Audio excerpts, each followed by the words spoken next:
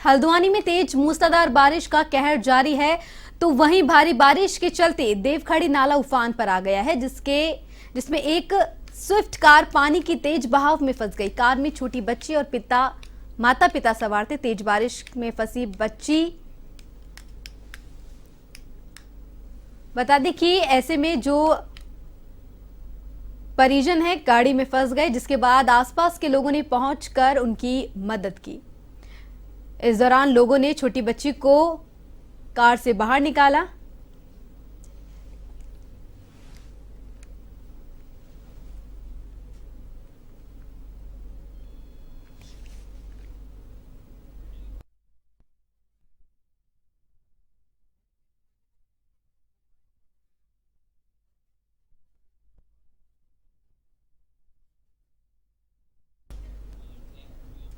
पौड़ी में एक व्यक्ति ने कलाल घाटी में तैनात एक सिपाही पर घूस लेने का आरोप लगाते हुए एसएसपी पौड़ी लोकेश्वर सिंह को शिकायत दर्ज कराई, जिसमें उसने बताया कि कलाल घाटी में तैनात एक सिपाही ने कार्य के बदले पैसे लिए, जिसके बाद एसएसपी ने उक्त सिपाही संजय को तत्काल सस्पेंड करने के आदेश जारी कर इस मामले की जांच शुरू कर दी है। साथ ही एसएसपी ने समस्त पुलिस कर्मियों को हिदायत दी है कि कोई भी पुलिसकर्मी किसी अवैध गतिविधि में संलिप्त पाया गया तो उसके खिलाफ कठोर से कठोर कार्रवाई की जाएगी। बता दें कि बीते दिनों लोकेश्वर सिंह ने एसएसपी पौड़ी का चार्ज संभाला है, जिसके बाद जिले की पुलिस पहले से अधिक सक्रिय दिखाई दे रही है।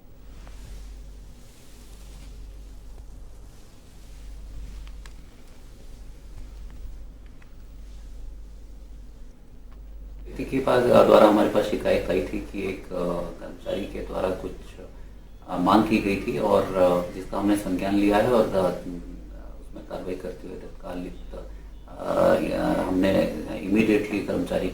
हरिद्वार में बीते दिनों एक ज्वेलरी शोरूम में डकैती का मामला सामने आया। बता दें कि जिसके बाद स्थानीय और विपक्षी पार्टियों ने बिगड़ती कानून व्यवस्था के विरोध में लगातार डकैती का खुलासा करने की मांग की है। वहीं निवर्तमान मेयर अनीता शर्मा के नेतृत्व में सैकड़ों कांग्रेसी नेता कार्यकर्ताओं ने शंकर आश्रम तिराहा से चंद्राचार्य चौक तक पुलिस प्रशासन के खिलाफ नारेबाजी की और साथ ही काले झंडे लेकर विशाल जुलूस मार्च भी निकाला। इस दौरान कांग्रेस नेता अशोक शर्मा का कहना है कि अपराधियों में कानून का कोई खौफ नहीं है, बीजेपी शासन में कोई भी सुरक्षित नहीं है।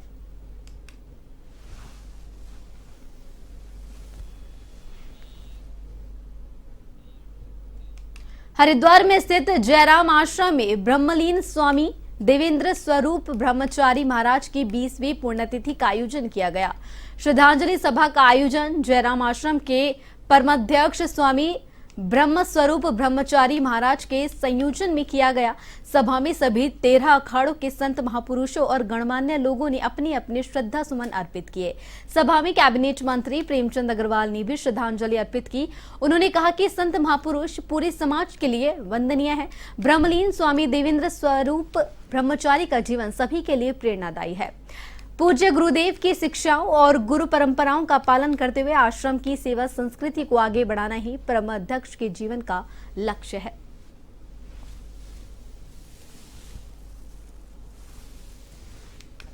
श्रृंखला में हमारे देवेंद्र स्वरूप ब्रह्मचारी जी महाराज, जिनकी आज 20वीं पुण्यतिथि है, हम सब आज उनको श्रद्धासुमन अर्पित करने आए हैं। और निश्चित रूप से जो जयराम आश्रम जहाँ मैं खड़ा हूँ, ये चाहे ऋषिकेश की बात करें, हरिद्वार की बात करें, लाडवा की बात करें, कुरुक्षेत्र की बात करें या दिल्ली की बात करें, एक बड़ा जो बड़ वृक्ष के रूप में आज है, वो बीज कभी देवेंद्र स्वरूप ब्रह्मचारी जी ने बोया था। तो मैं एक ही बात कह सकता हूँ कि उन्होंने जिस प्रकार से सनातन संस्कृति को आगे बढ़ाने में अपना योगदान दिया, समाज को आगे बढ़ाने में योगदान दिया, समाज के ऐसे कार्यों में उन्होंने बढ़ाने में बड़ा योगदान दिया। आज मेरे पूज्यपाद गुरुदेव श्री देवेंद्र स्वरूप ब्रह्मचारी जी महाराज को 20वीं पुण्यतिथि पर उनको श्रद्धांजलि दी गई है, जिसमें अखाड़ा परिषद के सभी संत महामंडलेश्वर आशीर्वाद देने के लिए, उनको श्रद्धांजलि देने के लिए यहाँ आए हैं। हमारा उद्देश्य सिर्फ यही है कि हम अपने गुरु जी के आदेश को, उनके बताए हुए रास्ते को शिक्षा के माध्यम से, चिकित्सा के माध्यम से, अच्छे संस्कारों के माध्यम से समाज को आगे लेकर के चलें। उन्होंने कहा कि भी व्यक्ति का उद्धार, व्यक्ति का उत्थान और राष्ट्र का उत्थान तभी संभव है जब अच्छी शिक्षा मिले। शिक्षा एक आदमी को ऊपर उठाने का आधार है। उधम सिंह नगर जिले की कमान संभालने के बाद नवनियुक्त एसएसपी मणिकांत मिश्र काशीपुर पहुंचे। इस दौरान काशीपुर के गणमान्य लोगों ने उनका स्वागत किया। इस दौरान SP city Abhay Singh, CO Anusha Badola सहित पुलिस अधिकारी मौजूद रहे।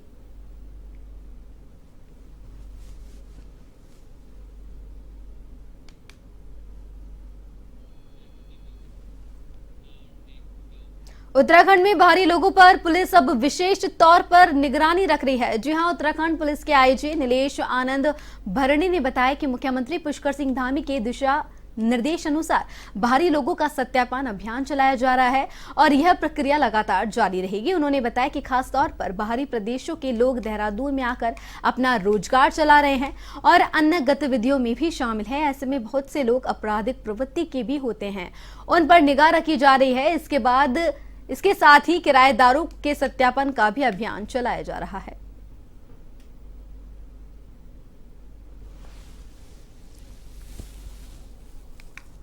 कोई एक पोस्टर लगाने की बात संज्ञान में आई थी, लेकिन जो है वो अभी जो है ऐसा कोई निश्चित तौर पे उसमें वो नहीं आया है। तो इसमें जो है ऐसा जो पोस्टर वाली बात है तो उसमें सभी को जो है वो एक सीएलजी बैठक लेकर जो है सभी को एक समन्वय बैठक की गई है और अगर कोई ऐसा माहौल बिगाड़ता है तो उसमें उचित धाराओं पे कार्रवाई भी की जाएगी। उत्तराखंड में कांग्रेस के प्रदेश अध्यक्ष करण माहरा की कई नियुक्तियों को प्रदेश प्रभारी कुमारी शैलजा ने रद्द कर बड़ा झटका दिया है।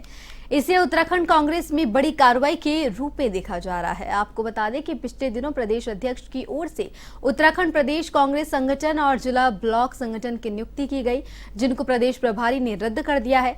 इस मुद्दे पर प्रदेश उपाध्यक्ष मथुरा दत्त जोशी ने कहा कि प्रदेश प्रभारी से मुलाकात के बाद सब कुछ सामान्य हो जाएगा। कहीं पर कुछ गलतफहमी हुई जिसकी वजह से उन्होंने नियुक्तियों को रद्द करने का फैसला किया है।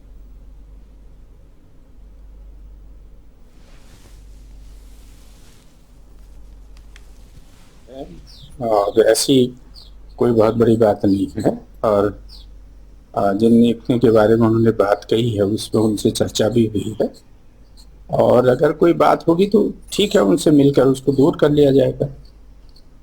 लेटर भी वायरल हो रहा है, भाजपा तंज कस रही है वगैरह, हमेशा की तरह परिवार में पड़े रहती है। भाजपा क्या तंज कस रही नहीं कस रही अलग बात है, ये हमारी पार्टी का अंदरूनी मामला है और ठीक है, प्रभारी को अपना अधिकार है, अपने अधिकार से काम करने का तरीका है और अगर प्रभारी जी की जो भी नाराजगी होगी, जब उनसे भेंट होगी तो उनसे मिलकर उसको दूर कर लिया जाए। राजधानी देहरादून के नवनियुक्त जिलाधिकारी लगातार विभागों के निरीक्षण कर रहे हैं। इसके चलते सोमवार को जिलाधिकारी ने जिला समाज कल्याण अधिकारी के कार्यालय का औचक निरीक्षण किया।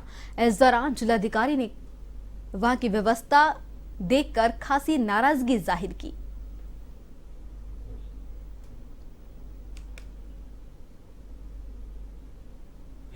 जी, उसका प्रोजेक्ट आने में करीबन 1 से 1.5 महीना लगेगा।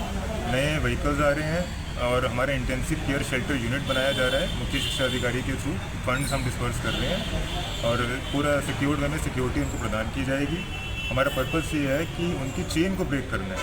हम महीने में 2 हफ्ते में एक बार गाड़ी चलाते हैं, लाते हैं, फिर वो छूट जाते हैं, फिर भिक्षावृत्ति करते हैं। तो निरंतर उनको हर दिन पकड़ना है जिससे उनका माइंड ट्रांसफॉर्म हो, वो उस सोशल इविल से अपने चाइल्डहुड राइट पे आए जो उनका अधिकार है। उत्तराखंड के पूर्व मुख्यमंत्री हरीश रावत ने बीजेपी और धामी सरकार पर एक बड़ा गंभीर आरोप लगाया है। हरीश रावत ने कहा कि जब मुख्यमंत्री धामी कमजोर होते हैं, जब भाजपा कमजोर होती है तो वह मुसलमानों का सहारा लेते हैं। उन्होंने कहा कि बीजेपी का इस समय कमजोर हो रही है और वह प्रदेश में अवैध मजारों, लव जिहाद और इसी तरह के अन्य विषयों का सहारा ले रही है।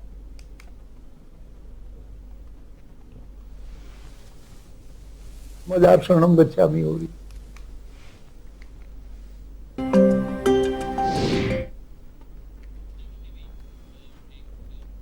कोटद्वार में बीते दिनों आई आपदा के बाद आमसौड़ के ग्रामीणों को कोई परेशानियों का सामना करना पड़ रहा है, जिसके बाद अब ग्रामीणों ने कोटद्वार की धर्मशाला में एकत्रित होकर प्रशासन के खिलाफ नारेबाजी की।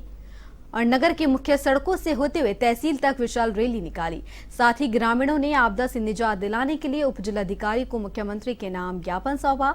ग्रामीणों ने चेतावनी देते हुए कहा कि अगर जल्द ही उनकी मांगे पूरी नहीं हुई तो वह उग्र आंदोलन करेंगे, जिसकी संपूर्ण जिम्मेदारी सरकार और प्रशासन की होगी।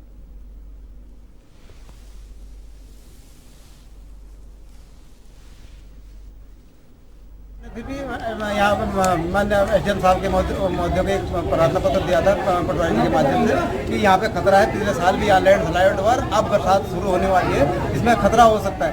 6 तारीख को 5 तारीख को मैडम तहसीलदार मैडम भी देख गए, 6 तारीख को फिर वो लैंडस्लाइड है।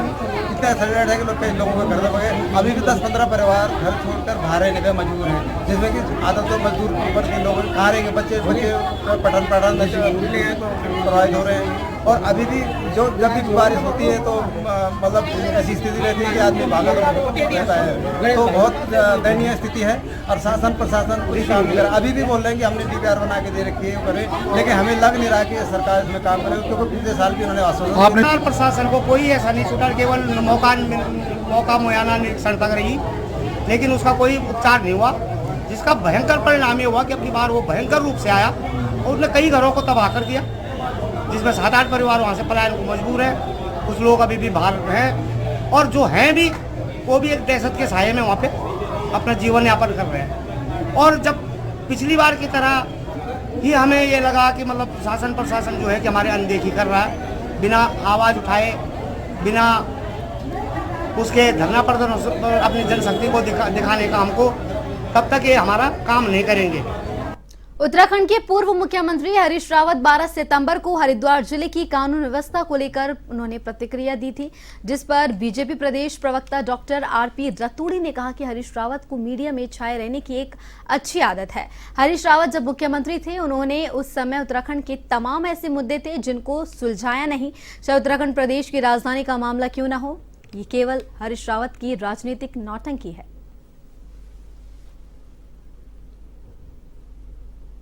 निश्चित तौर पर मीडिया में रहने की एक अच्छी आदत है कि किस तरह से रहना है। ये सारे जब मुख्यमंत्री थे तो चाहे वो राजधानी का मामला हो, उसे क्यों नहीं सुलझाया, बहुत सारे अन्य मामले थे, उन्हें क्यों नहीं सुलझाया जो आप उपवास करना पड़ रहा। ये केवल राजनीतिक नौटंकी है उनकी। वो अपने आप को सोशल मीडिया हो चाहे मीडिया हो, ये छाए रहने के लिए इस तरह का नाटक करते हैं।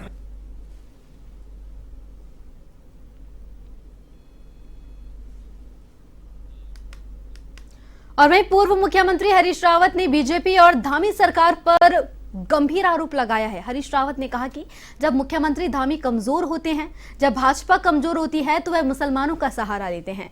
उन्होंने कहा कि बीजेपी इस समय कमजोर हो रही है और वह प्रदेश में अवैध मजारों, लव जिहाद और इसी तरह के तमाम मुद्दों का सहारा ले रही है। लोग जानते हैं मुस्लिम शरणम गच्छामि, मजार शरणम गच्छामि, लव जिहाद शरणम गच्छामि। जब जब धामी कमजोर होता है, या जब जब भाजपा कमजोर होती है, तब तब मुस्लिम मजार मजार मजार कहती है। इसमें क्या, ये तो सवाल ही नहीं पूछना चाहिए, आपको समझ लेना चाहिए कि कमजोर हो रही है भाजपा, इसलिए